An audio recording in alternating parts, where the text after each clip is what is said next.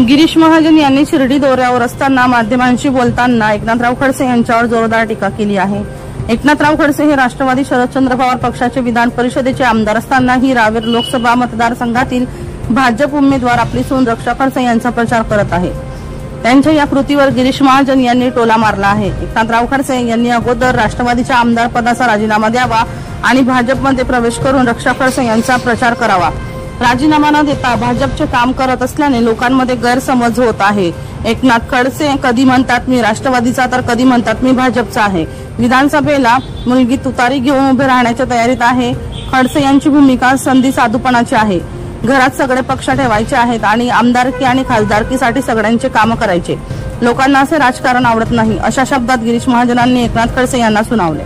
दीपक राठोड यांचा report DR news Jalgaon.